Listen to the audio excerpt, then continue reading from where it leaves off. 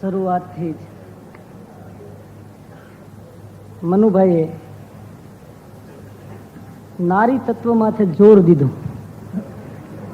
કેમ દીધું, કેવી રીતે દીધું આપે જોયું. શરૂઆત ડાયરાની પણ એવી રીતે થઈ,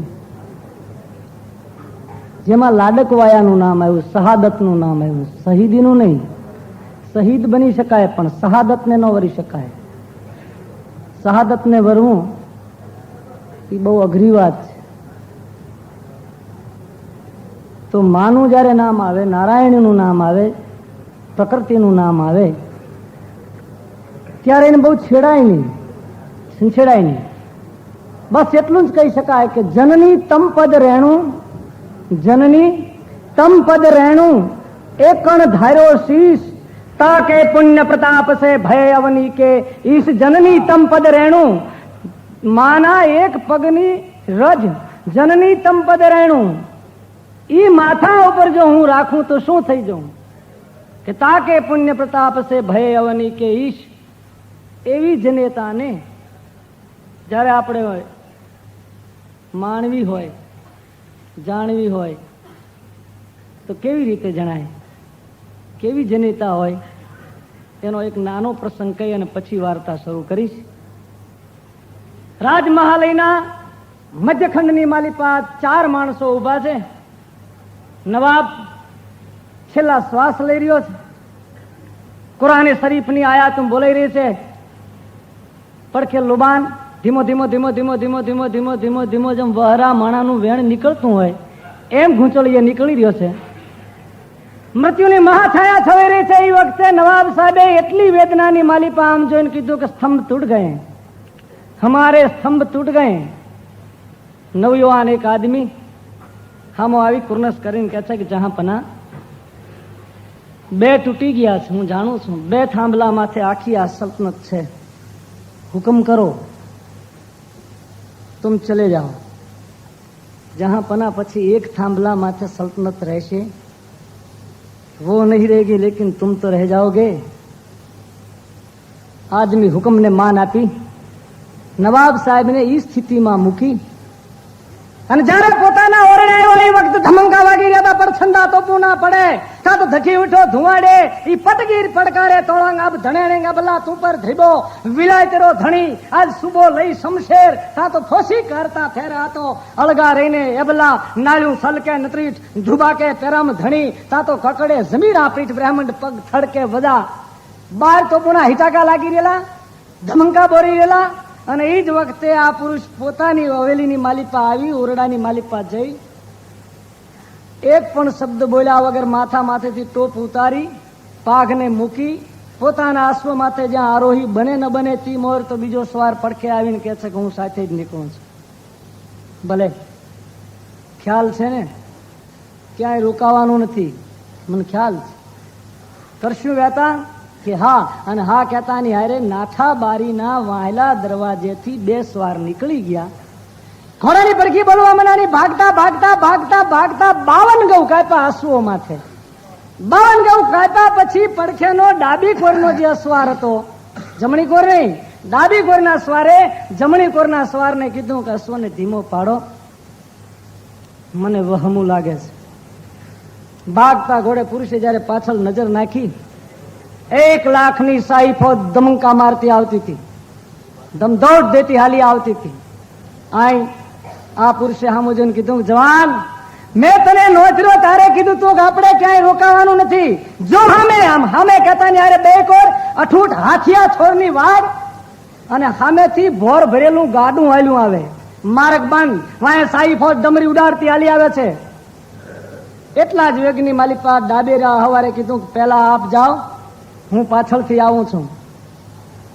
સવારને વાર કેટલી લાગે, જાતો હોય ઘોડા બાગડતા બાગડતા બાગડતા બાગડતા બાગડતા પડઘી ભાગતી હોય, એમાં છૂટું ઘોડનું ભર માથેથી ઓલીપા જે હવાર જાય ન જાય તી મોર તો વાહલા હવારે એટલી ઝપટની માલિપા ક્યારે ચકમક પાડ્યું, ક્યારે ફૂંક મારી અને ત્યારે એ ઘઉંના ભરેલા ભોરની માલિપા આગ લાગી. એ હજી વાત કહેતા વાર લાગે, એટલી વારમાં બીજો સવાર પણ પાછળ અહીંયા જઈને ઉભો રહ્યો. પણ એ ભોર હળગવા મંડાણો. આ સવાર સામો જોઈને કીધું હવે નીકળી જાઓ, હવે મારાથી ડગલું ભરાશે નહીં. નો છૂટકે એક સવાર નીકળી ગયો જમણી કોરનો, ડાબેરી સવાર ઉભો છે, વાહેલી શાહી ફોજ મેદાનને મોકળું કરતી આવતી હતી. એને આ એકલા સવારને ઘેરી લીધો. ગાંડો તુર હાથી આવીને ઉભો રહ્યો, નિહીણી મુકાણી, ઉપરથી માણસ ઉતરી કોરનસ કરી અને કહે છે પધારો. અને એ પુરુષ આવીને સામો જોઈને કીધું બેટા તું આય? હું બેટા નથી, હું મારા મહારાજાનો અંગરક્ષક છું, મારા સરસેનાધિપતિનો અંગરક્ષક છું. શમશીર કરો, મ્યાન છે, હું યુદ્ધ નહીં કરું. બેટા તને ખબર છે કે તારા માટે મેં મારી જિંદગી ફના કરી નાખી છે. તારા માટે થઈને 10,000 નો હું મનસબદાર બન્યો છું. ઔરંગઝેબ મારી મુઠ્ઠીની માલિપા, તને ખબર છે કે પણ તમારી મુઠ્ઠીની માલિપા મારો સુહાગ છે એ તમને ખબર છે? બાપુ હું આજ જીજા નથી, આજ હું તમારી દીકરી નથી, હું આ જાદવરાવની દીકરી નહીં, આજ અંગરક્ષક છું. અને એટલી વારમાં તો પસીનો વળ્યો.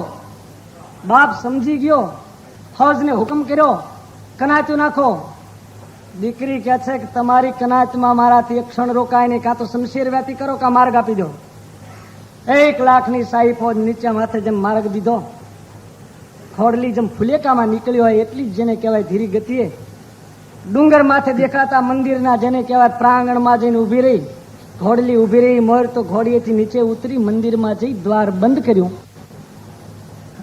દ્વાર બંધ કર્યું, ઘંટારવ થયો, દાણા કરતો દોટ મૂકીને આવીને બાપે હાકલ કરી, બેટા બેટા શું? કે તમારો કાળ યવનોના માથે શમશેર ફેરવનારો, મારી કૂખ ઉજળી કરનારો, સૌરાષ્ટ્રનો ભાણેજ આજ ભગવાન ભગવતી ભૈરવીના ખોળાની માલી પર જન્મ લઈ ચૂક્યો છે. વિચાર કરો કે 52 ગૌ કાપ્યા પછી જેની જનેતા 1.5 માથોડાનો ભોર ઠેકાડીને ઓલીપા ઘોડલું લઈ જાય જીજા, એના પેટ શિવાજી જન્મી શકે. આવી જેની જનેતા હોય, ખમા જાતા હોય ને જેની કુંખની માલિપા હળક નો આવે, એના પેટ શિવાજી જન્મી શકે. અને જીજાનું પુણ્ય પ્રતાપ હતું. એથી અહોભાગ્ય તો અમારા સૌરાષ્ટ્રના આપણા છે કે શિવાજી સૌરાષ્ટ્રનો યાદવોનો ભાણેજ છે. મહારાષ્ટ્ર મન લઈને બેહે પણ મોસાળ જેને કહેવાય વધારે 20 વાહા લઈ જાય છે.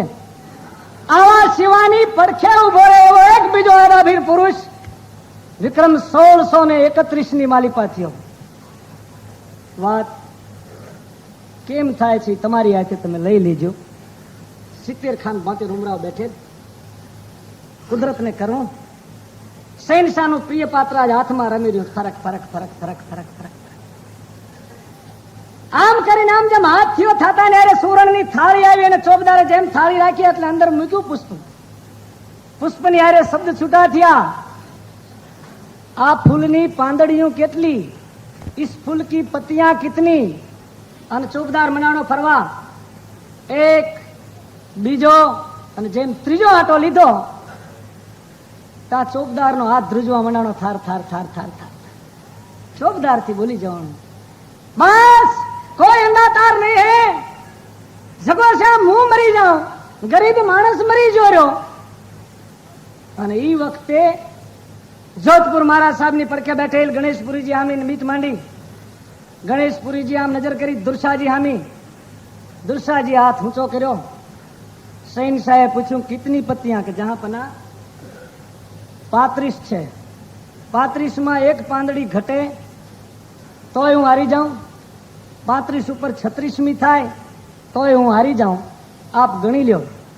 70 ખાન 72 ઉમરા બેઠા હતા બગીચાના અધિપતિઓ એકબીજા આમ જોઈને કહે છે કે આપણે આપણા ઘરે પુષ્પ તો ઘણા આવે છે, રાજમહાલયની માલિપા ટોપલે ટોપલા આવે, પણ કોઈ દી આ ગણવાની કોશિશ કરી નહીં. અને આ શહેનશાહ પોતાના હાથે જેને કહેવાય પુષ્પો ગણી રહ્યો. પાંદડી તૂટવા મંડાણી, 1 2 3 કરતા કરતા કરતા કરતા 5 બાકી રહી. એ સુવર્ણના થાળની માલિપાથી બધી આમ કરીને આમ પાંદડીઓ હાથમાં લઈ દુર્શાજીને બતાવે છે કે દુર્શા હું આમ મચડી નાખીશ કે મૂર્ખ થામા, અકબર ઘોર અંધાર, અંજાણો હિન્દુ હવાર, હજી એક ગાધાર અમારો પોરો રણ પ્રતાપસિંહ, સે ગાવડિયા સાથ તે નુંજા લઈને નાંગળે, હજુ ન આવે હાથ અમારો પોરો રણ પ્રતાપસિંહ. શહેનશાહ, તારી સલ્તનતની સત્તાનો અંધકાર કદાચ જોરદાર હશે, પણ અમારા માટે રાણો એ પ્રભાત છે, પ્રહરી છે, અમને જગાડનારો છે. શું પૂછ્યું તું વાતમાં? શહેનશાહે મરમ કર્યો. ભારત રૂપિયા ગુલાબની ખુશ્બુ હું એક જ લઈ શકું, બીજા કોઈની તાકાત નથી. તો આને ટકોર કરી દીધી કે જહાં બના, તારી આગળ જે કઈ ખુશ્બુ લેવાના પુષ્પ છે એ 35 શાખના રાજપૂત છે.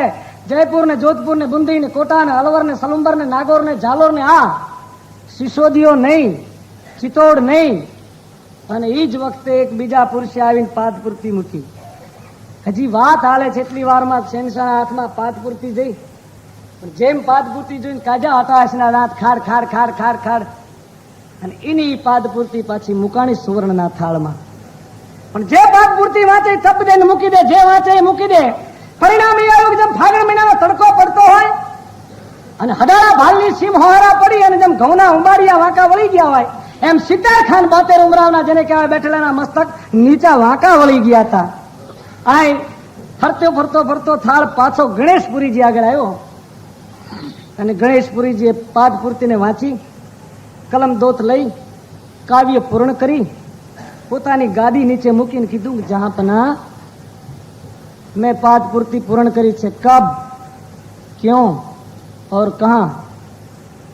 કેવું પડશે કે હા. ભરે આમ દરબાર મેં ઉભા થઈને ગણેશપુરીજીએ વાત શરૂ કરી કે બટ બટ ફટ બિકટ બિકટ ફટ ચાઉંગટ ngટ ngટ ખાય ખટ પ્રગટ હરાંગ કો કટ ngટ યુગટ યુગટ ગટ ધીનિકટ દવ પટ ખબર ધરેંગા એ પુર જનક ધનક ધરવા કદી નમાર નમાર વાર શિવર ngડાય વટ બટ થટ બિકટ બિકટ થટ ચાઉંગટ ngટ ngટ ખાય ખટ પ્રગટ હરાંગ કો કટ ngટ યુગટ યુગટ ગટ ધીનિકટ દ્રવ પટ થપટ ધરેંગા એ પુર જનક ધનક ધરવા કદી નમાર નમાર વાર શિવર ngડે जनक ना मांडवे देव धनुज धरी मनुज शरीरा અને આયે यहाँ વિપુલ રણધીરા. એ વખતે એક આવો પ્રસંગ બન્યો હતો જહાંપના. એ વખતે કે છે કે પ્રસંગ એ બન્યો કે જે સામે યશ પિનાક નામનું જે ત્રંબક ધનુષ પડ્યું હતું એને હર રાજાઓ ઉપાડી દેવ દાનવ યક્ષ કિન્નર ગાંધર્વ બધા માનવ રૂપ લઈ થાકીને બેહી ગયા હતા. એ વખતે સામેથી દક્ષિણના પથમાંથી આવતો દશાનંદ રાવણ એને કેળ માથે હાથ નાખી કસ કસ કટી બાઉન્દ કાંસ 10 યુગ રસી રવિ શશી દેવ પત થંભરિયા. એક જ ઈશારાની માલિપા રાહુ ગોદ મંગલ કી મંગલ ગુરુ કી ગોદ ગુરુ ગોદ ચંદ હરુ ચંદ રવિ ગોદ में આ તમારી પાદ પૂર્તિ તે દિવસે પૂરી થઈ હતી.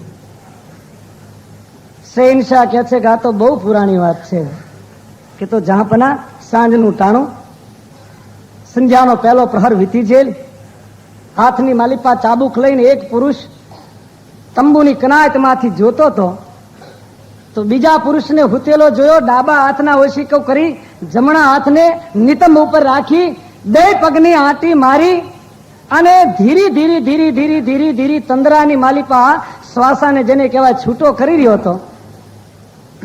એ વખતે પડખે આવીને બીજા પુરુષે હાથ અડાડીને કીધું, કેમ ઊંઘ આવે છે? મારી ઊંઘ કેમ બગાડો છે? ઊંઘ શું કામ ઉડાડો છે? તને ઊંઘ આવે છે? કે હા. શું કામ? કે જેનો ભગવાન કૃષ્ણ સ્વયં હોય, જેનો અધિષ્ઠા કૃષ્ણ હોય એને ઊંઘ ન આવે તો બીજું થાય શું? કૃષ્ણને શું કામ કે છે? કેટલા આડું થઈને કે બીજા દિવસના યુદ્ધની માલિપા પિતામાં ભીષ્મએ બીડું ઝીલ્યું હતું. આની પા બીજા દિવસનો સૂર્ય ઉદય થયો અને આ કૃષ્ણએ અર્જુનને કીધું कि अर्जुन अर्जुन है मेरो प्राण, मैं हूं अर्जुन को प्राण, अर्जुन की जीवनी सो जीवनी हमारी है, हरिओम तत्सत.